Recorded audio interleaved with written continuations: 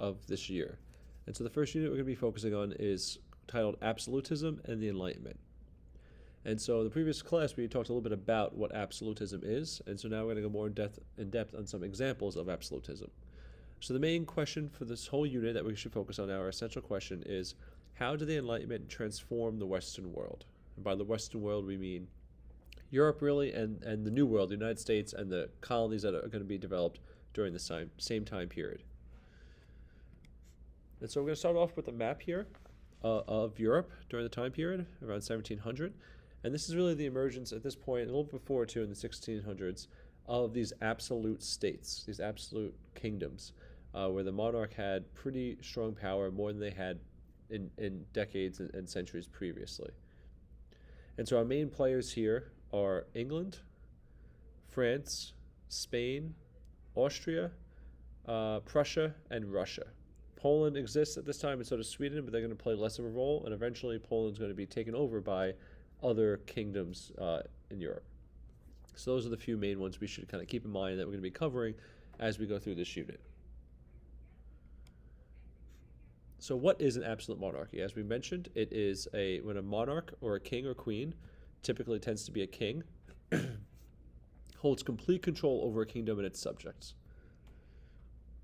Now, this is different than the monarchies that existed in Europe since the end of the Roman Empire, because in the time period between the Renaissance and the rise of absolutism and the Roman Empire, we have what we call the Middle Ages, right, where an economic and political system known as feudalism existed, right, which there was a king, but in reality, the lords and the nobles in the feudal system had more power. By this point, in the beginning of the 18th century, you have the rise of kind of kings centralizing their power over the nobility. And one way they did this was by claiming divine right, that they are given the right by God to rule over this region. And this might sound familiar from last year, from Global 9. An example might be in China, the dynastic cycle and the mandate of heaven, right? A similar idea that the emperor or the king claims divine intervention when claiming authority to rule. And so the first place that we're going to focus on, as an example of this absolutism, is in Spain. And it starts in the end of the 15th century when Queen Isabella and King Ferdinand complete the reconquest or the reconquista of the Spanish peninsula. They take over all the smaller territories and they unite Spain under one crown. That had not been the case for a long time. Their grandson is a man named Charles V, who may sound familiar from last year, but he is a Holy Roman Emperor, which we'll get more into that as well. But he is their grandson, and he eventually comes to be the king of Spain, and eventually then will inherit what's called the Habsburg Empire, which is in modern-day Austria and Hungary. So his empire is very large, and he becomes a pretty powerful monarch during this time period. And this kind of gives you a visual of what we just mentioned, right? So Charles V comes to control what's in red here, right, which is the Spanish crown, and the Habsburg territory, which is the yellow there. So at one point, it's a very massive empire, not to mention this also includes the colonies of Spain in the New World, so Latin America really is technically part of this as well. So a huge, massive territory that he's in charge of. Charles V, as the other side mentioned at the end, enters a monastery, and his sons kind of split the empire. So, sorry, my correction. Ferdinand is Charles's brother. He takes control of the Habsburg territory, that kind of Central European territory here, right, in the yellow.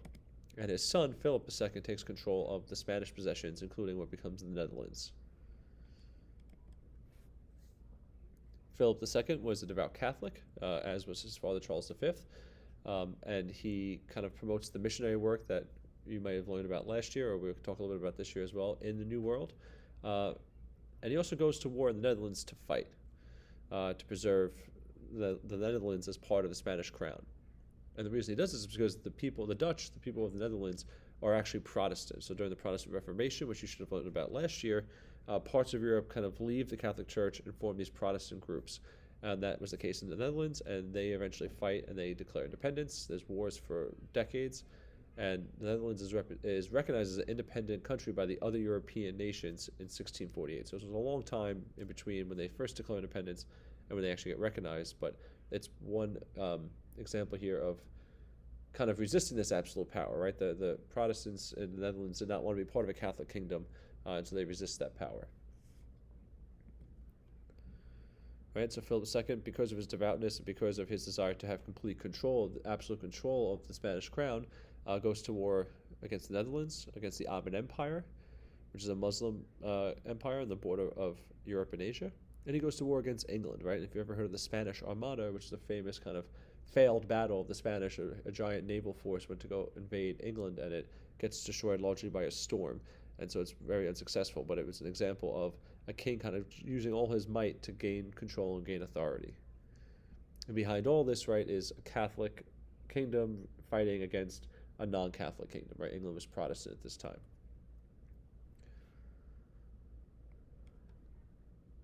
Eventually, the Spanish crown declines, right, and its attempt at absolutism is not fully successful because of economic struggles, right? Constant warfare, heavy taxation of the middle class. In 1492, Queen Isabella and King Ferdinand, not only do they reconquer Spain, but they also kick out anyone who is not Catholic, anyone who is Jewish or Muslim. And so there's kind of what we call a brain drain. A lot of like bankers and doctors and things like that leave, scholars, and the middle class shrinks, so there's less money to go around. The constant warfare is draining the treasury. So all these things ultimately weaken the Spanish absolute monarch. And we talk about them first because they were earlier than everyone else, right? The Spanish tried to gain absolute power at the end of the 16th century, the 1580s, right, into the 1600s, whereas everyone else we're going to be talking about, like the Prussians and the Austrians and the French, are in the 1700s. So they were the first attempt at this centralization of power. Another example of an absolute power would be France and its rise.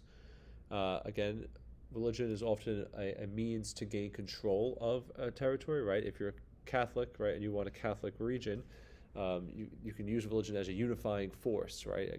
Kind of scapegoating other people so you can gain authority. And so in France, the Catholic majority happens to the Catholic majority against the Protestant minority.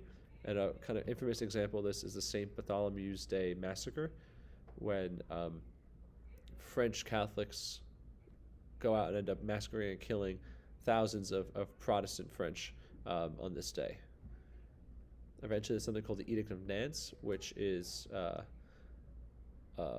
declaration ending the religious warfare, the religious violence. And eventually, though, that will be revoked later on. Right? In order to become an absolute monarch, an important thing you have to do is limit the power of the nobility. Right? Those lesser lords who own large pieces of land, they have a lot of influence. And so the question is then, how do we limit their power and increase ours? And so these are a couple things that the French monarchs do over time. They go to warfare.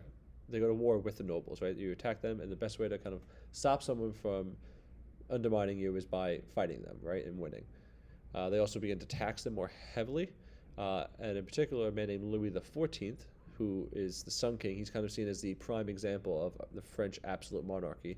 He sends out people that he pays, right? So people loyal only to him go out to collect the taxes from the nobility instead of just relying on the nobles to send him money.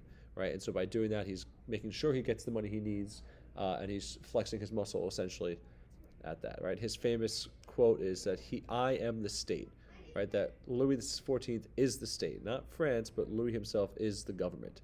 Right, it goes to the idea of divine authority here.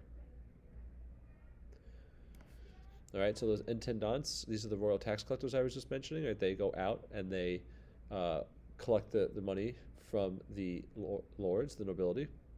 And also during this time you have an increase in the middle class. Those were the wealthier people who aren't landowners necessarily. They're not out in the country on these large estates like the nobility, but they're in the towns and the cities, right? And so by relying on them more, you undermine the authority of the nobilities, which grants the king more power, king and his allies, middle class, more power. He also begins appointing these middle class and merchants to government positions. So instead of appointing rival nobles and lords to positions in your government, you appoint other people, and then again you undermine the nobility. There was also the effect of, if you can't if you can't defeat them, have them join you, right? And so these levies, these were the French king's attempt to include the nobility into the court life, the royal court life at the palace. And so they would come and these nobles would be involved in ceremonies and affairs at the palace, and this was a way of kind of getting them on his side. And eventually, and finally as well, creating a standing army, right? Before this time, most people only kind of gathered up soldiers when war came to be. Louis XIV is one person who uses government funds to permanently fund and support an army. So at any given moment, there was a standing army ready to go. This was kind of an innovation that did not happen or did not exist in France really beforehand. So these are some pictures I took of the Palace of Versailles. This was the capital, of the center of the palace of King Louis XIV, right? It just was a really grand place. Kind of shows you the wealth and the power that Louis XIV held and claimed. And like I said, that the levies, these nobility, would come to the palace, and they would kind of be part of the palace life and culture. That way, to get them away from their land and keep a closer eye on them.